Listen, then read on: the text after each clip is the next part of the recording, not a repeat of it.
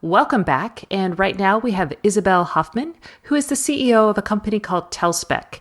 And I think what she is doing is super cool, partially because, everyone who watches the show knows or who listens to the show rather, knows that I'm obsessed with cooking and food and eating. And what Tellspec has is a little handheld scanner that can tell you what's in your food. So, hi, Isabel. Hi, Stacey. Thank you very much for having me on your show. Oh, well, I'm excited to talk about what you guys are doing. So you guys have an Indiegogo project, and can you tell me a little bit about is it the Tellspec scanner or is it just Tellspec? What? Well, it's the Tellspec is the name of the company, and what we offer is actually a three-system offer. One of them is the scanner for your food, the Tellspec scanner, and the other one is the algorithm that analyzes what the scanner has scanned, and then an app that delivers to your phone the ingredients of the food scanned. So it's really a three-system component. So this seems almost too good to be true. So what you're doing is I scan this over my food. It can tell me things like the ingredients, checking for like lactose, gluten, all the things that people are worried about eating. It also gives me calorie counts, fats, carbohydrates, basic vitamins. Correct. So foods are basically fats, proteins, and carbohydrates, right? So yes, we analyze those components of your food and deliver to you, deliver through the app to the user the information about those ingredients from, if there is, trans fats, if there is, what type of sugar there is, how many starches you have. And because we are analyzing food based on those three different components, we actually are able to give you calories as well as carbohydrates per gram. So I have to emphasize here the per gram, because of course we cannot detect the size of the food in front of you. We don't have a volume counter here. But since after you scanned the food, we can based on that scan, we can say, okay, in that scan, we see these many fats and these many carbohydrates and these many proteins, and therefore this is the kind of calories you have per 100 grams or the kind of carbohydrates you have per 100 grams. Helping people that may suffer from diabetic disorders or metabolic syndrome track down their carbohydrate intake, as well as helping those that want to lose weight track down their calories, and helping those that may be concerned about environmental toxic chemicals, avoid them, or those that have allergies to a certain substance like gluten, to be more prepared to not eat certain foods that may contain the allergen. Awesome. So this seems kind of too good to be true. As someone who has tracked her calories before, I'm like, I have to go online and then I have to look it up and then I have to manually input it. So I look at this and I think, wow, that's just exactly what I've been looking for. So you told me earlier that this works by basically bouncing a laser off the food, and when the laser hits the food, the different signals that it sends back, so the wavelengths that it's sending back, you guys have an algorithm that translates that into the ingredients, right? So I'm going to explain slightly. So the technology is actually spectroscopy. The laser is sent to the food, and when the laser is sent to the food, the photons that are beamed from the laser have a fixed wavelength. When they hit the food, some of them bounce back, so they reflect back. And when they bounce back, they no longer have the same wavelength as previously when they went in. They will change their wavelength depending on the molecule they have hit in the food. So we detect the photons bouncing back and their wavelengths, and we count how many photons we got for how many wavelengths. And once we have that information, which is essentially just mathematical numbers, we can then analyze. It becomes a mathematical problem of how many photons we got with how many wavelengths. So say we got 72 photons with these wavelengths and 32 with that many wavelengths and so on. So it becomes a mathematical problem. And so the strength of our intellectual property is actually resides on the algorithm or the software, if you want to call it, or the engine, the analysis food engine that resides in the cloud to analyze what was received by the scanner. Once the analysis is done, and the analysis involves not just terabytes, but larger numbers than terabytes to petabytes, which are 1,024 terabytes, once that analysis is done, then information is sent to the user's smartphone via an app. But the basis of the technology is spectroscopy. The interesting part of what we have to bring into the world in terms of these analysis is actually the algorithm or the food analysis engine. That's the uniqueness that we have to offer, because out there's already some spectrometers that actually can analyze certain raw data. They don't do the analysis with the same type of software. And so this is something that's available. You've got to fund it ahead of time on Indiegogo, and it is. Let's see, it's about $250. There's I think a $200, a few $200 pledges left, and you expect that price to kind of go up as you add distribution and things like that, because you're basically selling it at cost today, right? That's correct. We are selling it at cost, and we're giving it to a 2-year subscription for free for Indiegogo goers that have pledged on us. So when this is going to be available for retail, there will be a subscription because this is very similar to a phone, right? When we do the analysis, as I mentioned before, the analysis is quite intensive.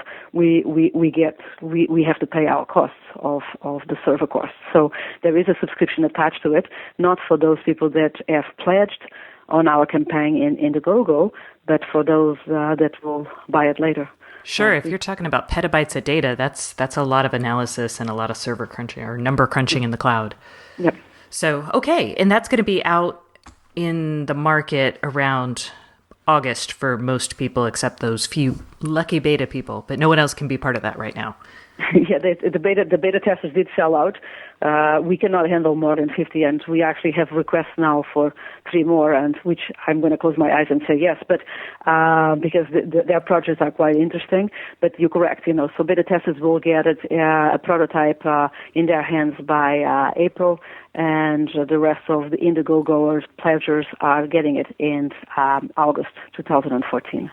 Okay, well, let's talk about what this means, because when I saw this, I was really excited, because for years I have been trying to figure out how to get both what I eat and the foods I buy categorized online in some sort of database. It could help me, it could help me track calories, it could help me manage like how I grocery shop, it could help me meal plan. And so GigaOM, we have a lot of foodies, so we write about this a lot, but I'd love to hear what you kind of are thinking about. This is like a really easy way to get the food I eat onto the internet. Yes, this is really, I see this as the Internet of food, or Internet of things, but the things are really the food. So we're going to be able to categorize the foods, the ingredients of the foods actually, and use them and correlate them with other data. As an example, say for instance we are a person that is suffering from diabetes is using our scanner to track down the intake of carbohydrates and to track down what they actually are eating. Together, they may be tracking this with another app when they need to take insulin, or with another app that tells them their blood sugar levels. Now, suppose we correlate all these data into one.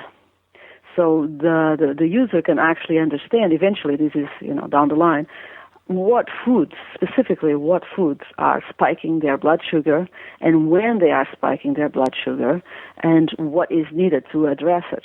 So this is one example of correlation of data, but there's many others. And so another example that I like to give is the one that focuses on public health studies. Today we may be able to conclude a link between a certain exposure to a chemical or ingestion of a chemical to linking to a disorder, say a neurological disorder. As an example, there's quite a few studies out there that link Parkinson to the exposure of certain pesticides. But we cannot really do these studies in human beings. This is unethical. We're not going to go and grab a control group and another group and offer to the non-control group exposure to pesticides and then conclude, oh yeah, it did cause Parkinson. No, we today we use animals, or we use clusters where we know that specific pesticide is being used. Now imagine the use of this data through Tellspec. So we know that a certain amount of people have eaten a certain type of food. So now let's look at the pesticide idea. So we are, say tangerines that have a certain pesticide or apples that have a certain pesticide. And then suddenly we also know the symptoms of these people. We know what these people down the line are suffering from. And so suddenly we have a tremendous, fantastic opportunity to gather this data to help public health, to help people, to help governments, to help hospitals in correcting certain exposures that we may today predict there is a link, but we don't really have causation. So we don't really have this is the cause of. So we see that we are baby steps, doing the baby steps to get into this Internet of Things, where we start to understand what really are these foods, what are these ingredients, how they link to us, what do they bring to us, how do we correlate them with all sorts of our lives and all sorts of things that we do in our lives. And that's very exciting, very, very exciting, because it belongs in the area of big data, but big data for good health, hopefully for good health. Yeah, no, I was excited about being able to track what I eat and thus have a way to have something help me make my grocery list every week. And you're sitting here telling me that, gosh, we could really find causation around pesticide use in certain diseases. So I suddenly feel very, very small-minded. But it brings up an interesting idea, which is if you're going to do something like that, we don't have a lot of, I guess you would need a peer review kind of test of your device, yes? Yeah. Or how do you make sure it works? Yes, we've been approached by quite a few universities to work with us to do the peer review. So, and we have yet to sign some agreements, but we will very likely do joint grants to have those publications done. And we're very, very interested in doing that. Because that would solidify the data we have and establish us as a real help into the science of public health and environmental health. No, and I liked how I saw on the app it offers you the option of showing you that, hey, you're not eating enough iron, or you need some more folic acid, which, as someone who apparently, I've been diagnosed with a severe vitamin D deficiency despite living in Texas and actually spending time outside. So I'm like, oh, it would be really nice to have something that lets me know that the vitamin D I'm apparently not getting, where I could get more of it. Well, vitamin D is probably not obtained by foods. I'm sorry, Stacey. Oh, this is terrible. Vitamin D is much better absorbed by taking a little bit of sun, 15 minutes a day. So it's probably a poor example, but a good example in the sense that you just correlated one thing with the other. So you're short, you have depleted some resources of something that is important like iron, and suddenly you have your medical data. That information is also in some app, and suddenly you know how to track down your iron intake through Tellspec. So that's a perfect example. Anemia people would really welcome that.